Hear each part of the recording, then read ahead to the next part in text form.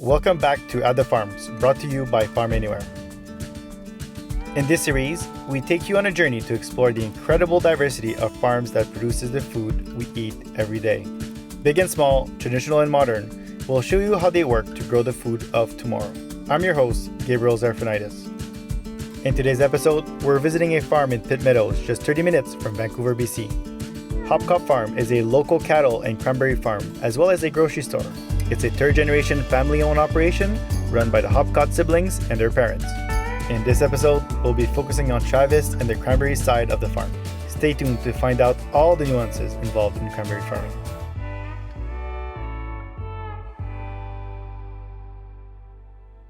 Hopcott Farms has been around since 1932. My grandfather, Fred Hopcott, bought it in 32. So now me and my brothers are third generation farming on Hopcott Farms. So we grow 72 acres of cranberries for ocean spray, and we raise close to about 1,000 head of cattle a year, where we raise, process, and wholesale and retail. We also have a property dedicated to weddings and events.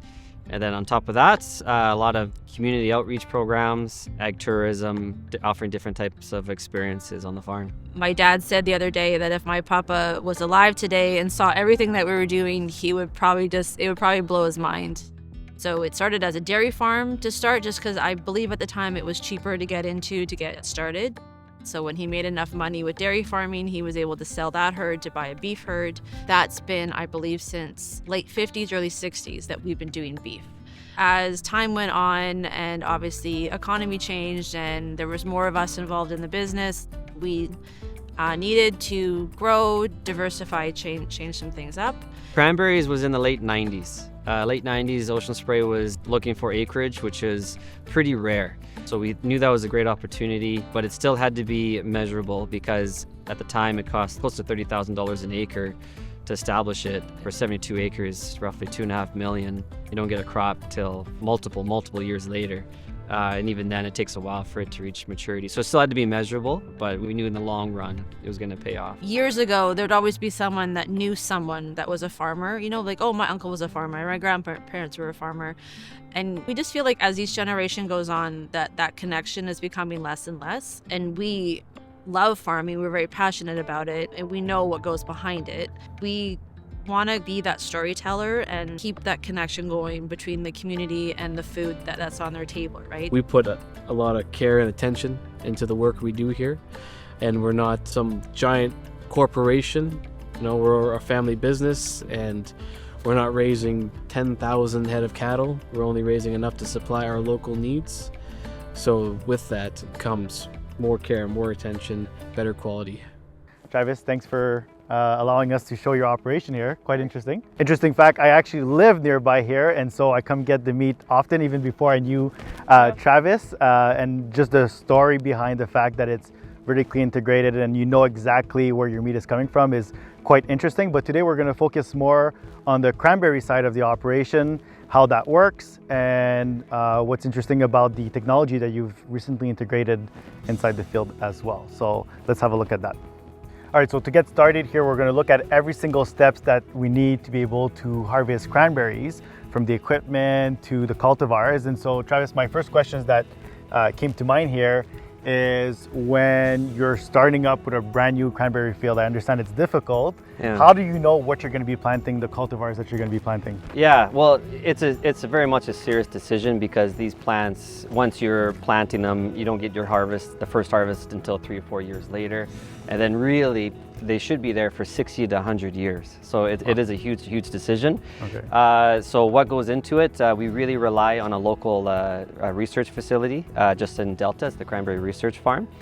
So they take the varieties that dominantly come from Rutgers University and just see how they do here in the Pacific Northwest. So we get a lot of data and information, and we base our decisions on that.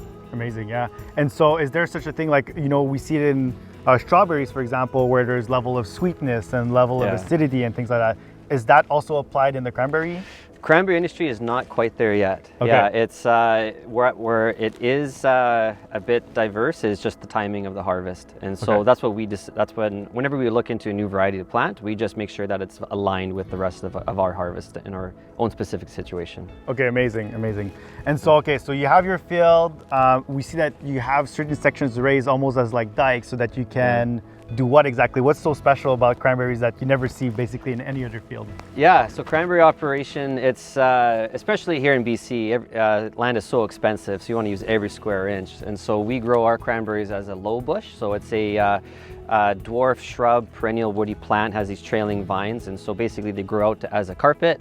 And then along the carpets, along these runners, there are these uprights or these shoots. And the cranberry, otherwise known as the bouncing berry, very, very tough, native to North America, so very tolerant.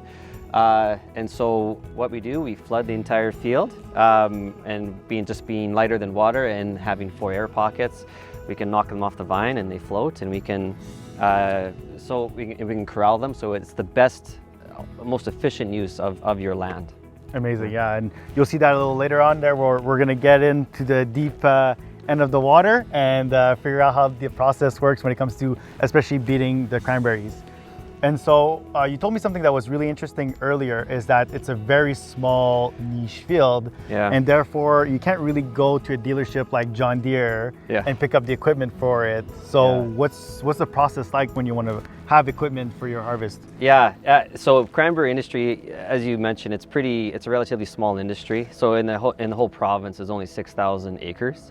And maybe about 90 or so growers. So there's just not the scale there. And so we really have to rely on custom built machinery. So that's, being a small industry, it's who you know. So there's amazing metal fabricators out there that actually do this for a living. Ones that we know, they can modify some of these machinery as well. So it's really just getting to know those in the industry, networking, and to find something that really suits your own operation. Your own field. Yeah. So this machine behind us here that you used to beat is good for you, but it may not be necessarily good for someone else further down in the field. Actually, so this beater is not really designed for our type of operation. It does well, but this would be designed for bogs that are a little bit uneven, a little bit softer. It could be just being a lighter piece of machinery. Whereas our other machines that we built for ourselves, they're a bit heavier. They do a nice cleaner job, and they're quicker. We don't have to worry about getting stuck being a heavy machinery. It's our fields are solid, so this is a temporary use. Right. Okay. So because we see that one is made of aluminum. But obviously the other one is mild steel painted, and therefore that's the makes difference. You got it. Interesting. Yeah. Okay. So once you have it beaten up, then obviously it accumulates like this. Right. And then what's the process for taking those out? So we always say if you ever look outside in October and it's rainy and cold and windy, we're actually ecstatic. We love that kind of weather. If it's raining, that means we have access to water. If it's cold, that's how the fruit gets its dark burgundy colors as the plant goes to sleep into dormancy. And wind, you can imagine, 17 acres of berries just scattered all over the place. The work to collect all of that just doesn't make economic sense to collect 100% of it. But if there's a wind, like the atmospheric river that we had just a couple days ago, what it did, it pushed all the cranberries into one side of the field or one corner. So as soon as we see that, we cut it off, and then we'll just keep drawing from this as we load. So we're really reliant on the weather, actually. So the more horrible, the better for us. Interesting. Which is normally the opposite when it comes to farming, right? You don't want bad weather. And so you said burgundy colors is what you're looking for. You have some sort of chart from your wholesaler as to what they're looking for? Yeah, for sure. So actually, there's different classes. So there's just simple class 1 to class 5. Class 1 being that there's absolutely zero red color on the fruit. It's more like a green-white color. We have to hit less than 17% of a load of a batch Otherwise, if it's more than that, you get started getting docked more than 22%. They actually don't even accept it until a certain date and the end of October. So for us to know, what we do is we actually take just a square foot and we get every single berry, even ones near the bottom of the canopy where the sun wouldn't necessarily get at. And then the receiving stations have these, they call it the Digi-Eye. And so it's pretty state of the art. They actually just take a snapshot of a batch and then they tell what percent is class 1 to class 5. And once we have that result, then we know, yeah, we're ready to go.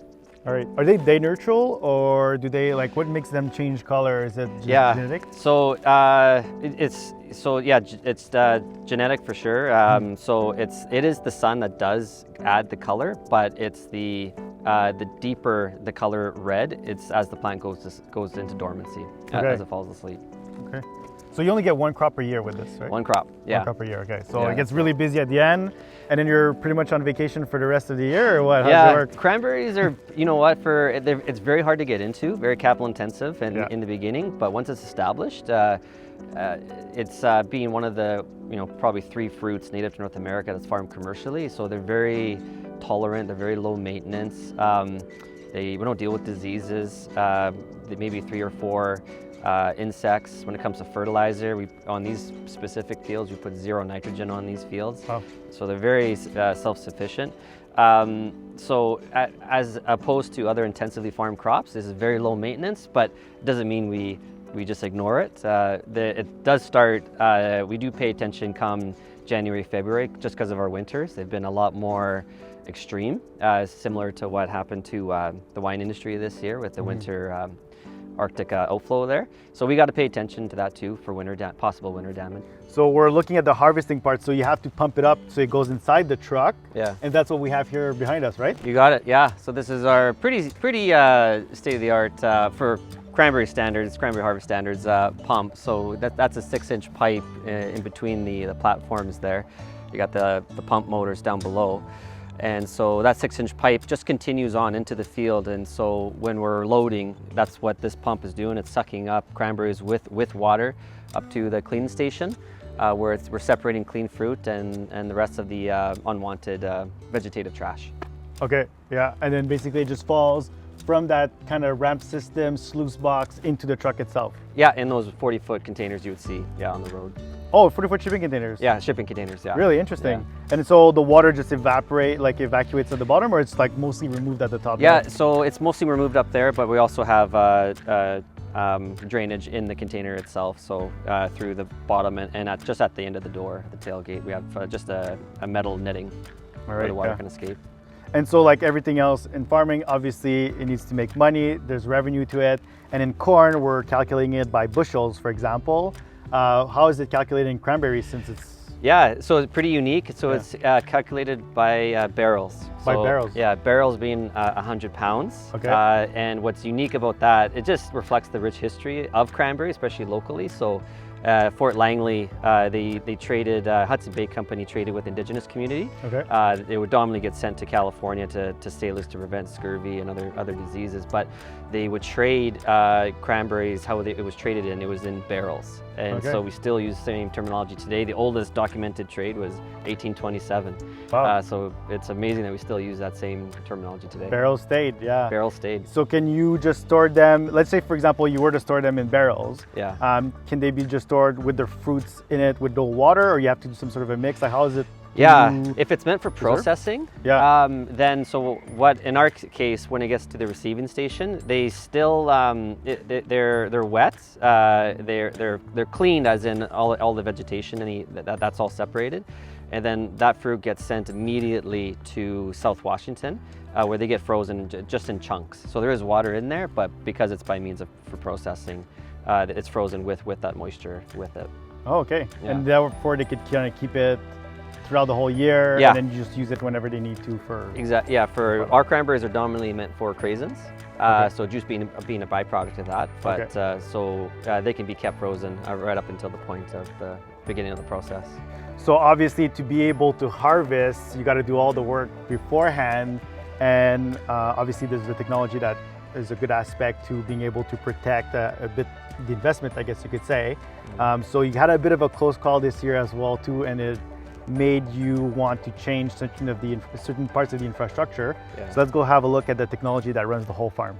And so one of the major issues that you could have is frost, right? And even go below freezing without you really knowing that it's going to happen with just dramatic weather changes, especially with what we're seeing now. Yeah. And therefore you had a close call earlier that made you want to change certain things around the operation. Yeah. Tell us about that close call first so that we can understand what's happening and what's at stake. Yeah, so the last 4 or 5 years definitely have been very, very unique.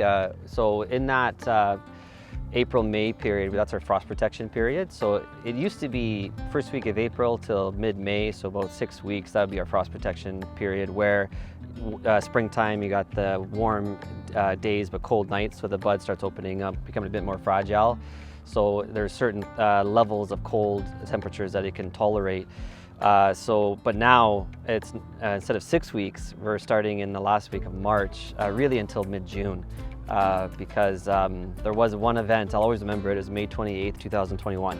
And if anyone could recall that day, they would say, well, I don't remember a frost, and they wouldn't be wrong, but there's obviously a difference between air temp, ground temp, but then there's bog temp. And so cold air being heavy, all travels to the bog. So it got down to negative 0.5 Celsius, just for about 45 minutes to an hour, and took out 90% of our crop, just basically in an hour. So we were serious about it before, but we were even more serious about it since then. Right. So what was the process here? So so you lost your crop.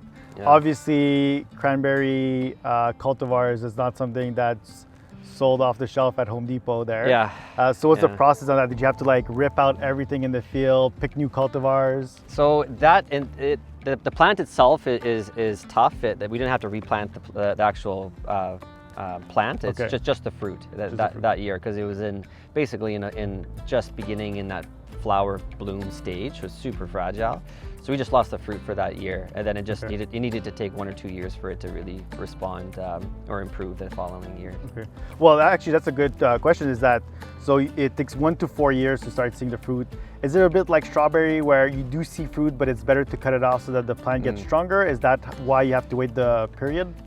So yeah, you're just focusing on vegetative growth. Yeah, you want plant cover. So there's nothing the first year. Second year, there's maybe 10% of what would be average, so it's really not worth it. There are some growers that choose to harvest that because they're worried about mutation. If you leave the fruit in the field, the seeds, what it will develop. Okay. So some choose to do that. We chose not to do that. So we decided to harvest in the newest cultivar that we planted in 2021. Our first harvest was this year. And so you invested in this weather station here. Yeah. Tell us what it does and what kind of insurance it provides you that makes you sleep properly at night, if you can say that as a farmer, because there's no such thing. Yeah. There is a developing trust factor with technology for sure. Yeah, because you are, this is your livelihood, right? So you obviously need you have to rely on this, but you always got to have that human. In my own imperfect mind, I have to see it working as well. But anyway. This is this system. This is the weather station itself. Pretty simple solar panel. It's radio frequency, and so it measures the air temp, dew point, evapotranspiration, precipitation amount. So that's just for our outside the bog parameters there, and then we have different instruments in our fields, where it gives us the heat stress level, so heat temperature, which is a shielded probe, and then we have another probe that we use for frost protection purposes, so that bog temp I was mentioning earlier, and then we have another. Then we have a tensiometer on those instruments as well that talk to your irrigation system, so that so the plant receives exactly what it needs when it needs it. But what allows me to sleep at night is the frost protection features. Right, so we talked about that close call earlier where you lost the crop because of frost, but interestingly enough, the way you protect the fruit from frost is by doing something that kind of defeats a little bit the normal logic. And so what happens when it goes below zero? So you would see the sprinkler heads out here and you would think the main reason is to irrigate your crop, and you wouldn't be wrong, but the main reason is for frost protection. And so when it gets to a certain threshold, the probes talk to our irrigation system, turns our irrigation system on. Water takes about 7 times longer to change temperature than air, so just spraying water will increase the temperature in the bog. But on the really cold nights, the water on the bud will freeze, acting like an insulator, and so it'll keep that bud right at 0 degrees. So there you go. So they actually freeze the fruit itself to be able to protect it from frost itself. Yeah. Bit of a mind-blown thing, but it works. So and that's actually used in different kind of industry as well too, not just in the cranberry field to protect the fruits, especially in the Pacific Northwest, where you kind of get wacky temperature differences between the day and even following weeks. And so your flooding system and your irrigation system is a different kind of system. Yeah. People may think that you flood the field to irrigate, but that would be overwatering. Yeah. So you have a different system. So let's go to the pump house and we'll make a difference between the two different kind of systems. We're going to be speaking about water here, and so there's the irrigation system, there's the flooding system. They're two different systems, and what's interesting about BC is that you get your water technically from the city, but it also comes from some of the major lakes that are surrounded by the farm. Yep. So just to north of here, we have Pitt Lake, and then that just leads to Pitt River, which eventually connects to the Fraser. So just where we are, as close as we are to that glacier-fed lake, what we receive is all fresh water. Yeah. And interestingly, it's called Pitt Meadows here because it used to be a meadow, then dikes got built up at one point and therefore became dry, which is why it's such a great farming land. But therefore, it also means that certain areas is below sea level, which comes in handy when it comes to flooding the field, right? Sure, yeah. We're probably on the higher side of Pitt Meadows. We're about 7 feet above sea level. Okay. Other parts of Pitt Meadows are actually at sea level.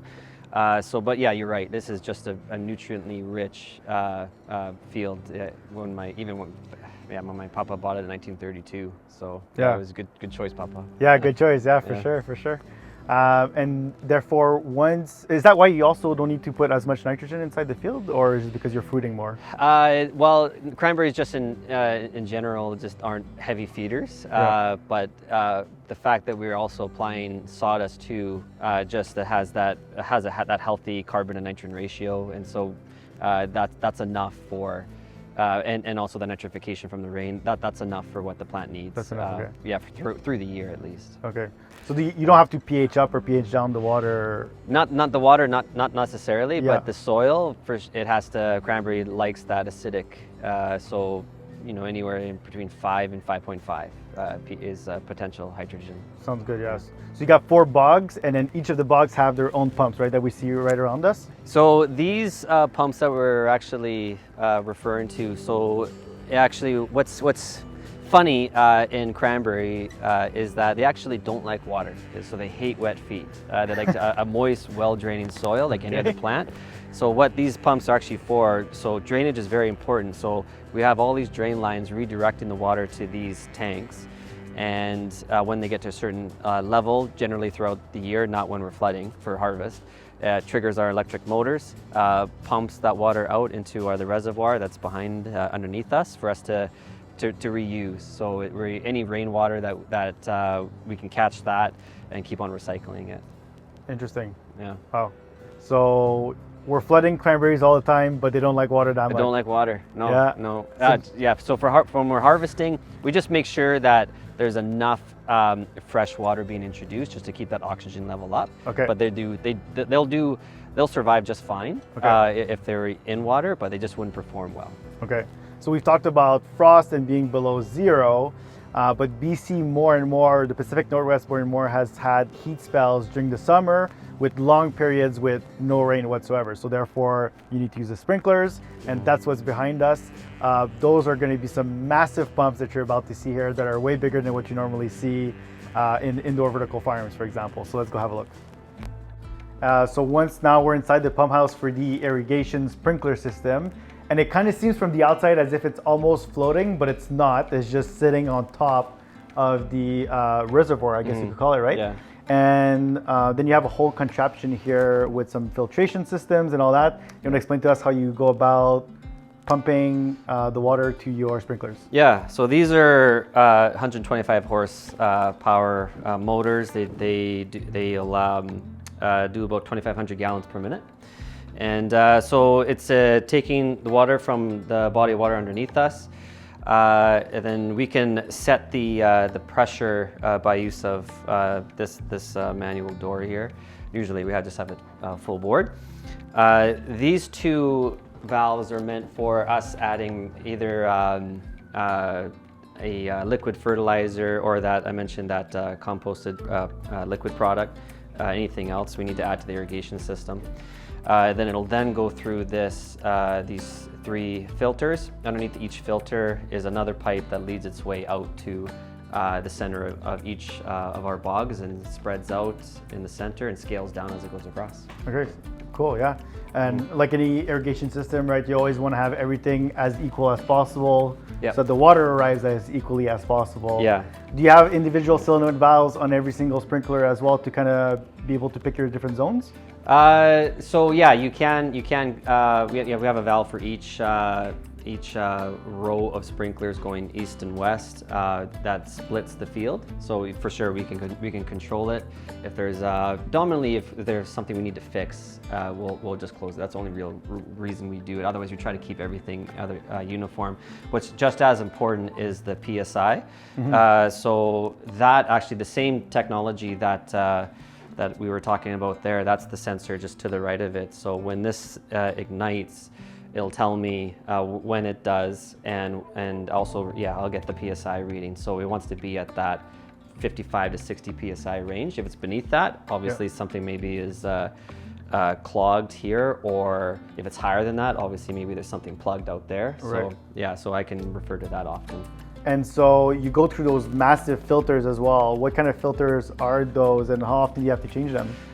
So they actually just have to be cleaned once a year, and probably changed after once every 20 years. Like just another example of the in Cranberry industry, how everything is long term. So yeah, we just as long as they're not damaged, we can just keep on reusing them, just keep on cleaning them. So like this steel mesh kind of filter? Yeah. Forget what micron it is. It's not that minute. It's maybe it's much more than 30 for sure. Yeah, but anyway, somewhere in that range. So now we're at the pump house. We see a bunch of gears to gown up. So I guess it's time to go in the field. Yeah, get ready. All right, let's go. I see you have a lot of chest waders here. Yeah. And so what's the reason for having so many? Is that because you have that many staff at one time, or? So at one time for our crew, when we're loading or collecting the fruit, at the most is 14 people. Okay. But so why we have so much more is being that we have within 45-minute radius from our farm, we have access to 2.5 million people. So we thought it'd be a great opportunity for invite people to the farm and experience something that it's unbelievable how many have walking in a cranberry field on their bucket list. So we joke, I was just joking that what do you do to support someone's bucket list? Yeah. You charge them. So that's what we do. So we offer this to our general public.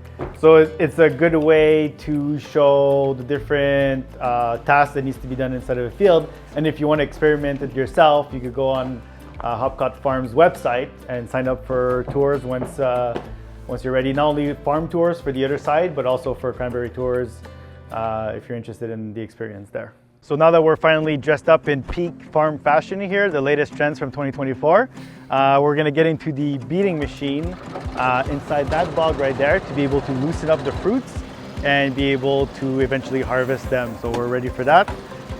So we're gonna be on the same machine, and we'll go around and beat it up. And what's the speed of that machine again? Probably 2 to 5 miles per hour. 2 to 5 miles per hour. All right. So no fancy automated GPS on this thing, huh? Definitely not. That PVC pipe you got there. It's meant for a smaller PVC pipe to stake, just to tell you where you've been. Okay. So it seems like you need to know the field to be able to operate this machine. You do. Because you could rip off a head. Yeah, we got clean outs, we got some drop offs that you got to be aware of. But, okay. Yeah. some people go to the gym. I harvest cranberries. Yeah, It's a good core workout. it's still a lot of work, you know? It is, yeah. And that's why one of the many reasons why we decided to do these tours. Yeah, It's because it just opens up a whole different world to them. Of just the work of what goes into just cranberry production. It always blows people away. So with that, they build an appreciation for the food that they eat, especially what's local. yeah, They can make better informed decisions because they know what goes into a product. yeah. So as soon as I turn, I'll give it to you. Okay. Yeah. So basically, this thing it's a bit of effort to get it right down to this point. The clutch, okay. Yeah. Once that engages, then I'll raise this, Okay. and then yeah, you're off to the races. All right. And then I still have to dodge, obviously, the sprinklers. Just the sprinklers. And Yeah. there's nothing else on that one, huh? There's nothing else. Yeah. Yeah. Nothing else. Yeah. Right up until the white steak, but I'll probably hopefully take over for you before then. Okay, sounds good. Yeah, all right. So lift this up. Yeah. Well, it's not light, huh? It's heavy. Yeah, it's definitely heavy. And so we push this down? All the way down. Yeah. you Like got that? it. Just let it sit. Okay.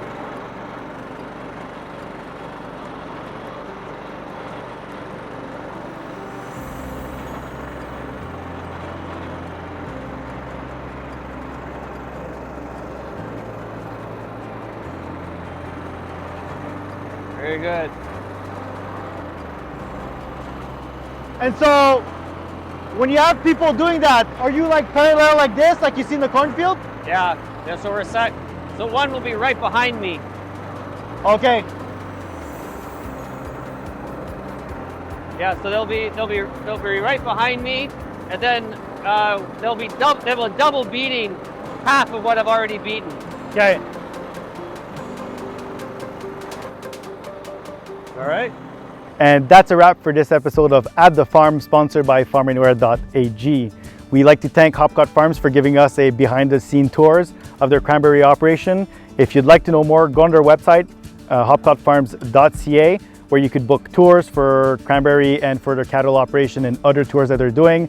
Also, they have a really nice retail store, and follow them on IG, where they post all of their day-to-day operation, including some stuff that are not necessarily the good, and also sometimes the bad, like for example, dikes breaking makes it really interesting. I follow them myself, so have a look at their Instagram channel as well. At the Farms, we try to showcase a variety of different farming operations, from vertical farms to cranberry and more to come. So subscribe to our channel and to see future videos of what we're working on. Some really interesting farms coming up in the near future. If you have any comments or questions, write them below. We'll try our best to get back to you on those. As always, again, this episode is sponsored by FarmAnywhere.ag. We build container farms, we build vertical farms, but we're interested in all aspects of agricultural farming. Have a look at our LinkedIn, Instagram, and website. Again, FarmAnywhere.ag for our website. And that's a wrap for this episode. See you on the next farm. There's a hole. Oh, it's freaking cold. Yeah, there's a hole in the patch.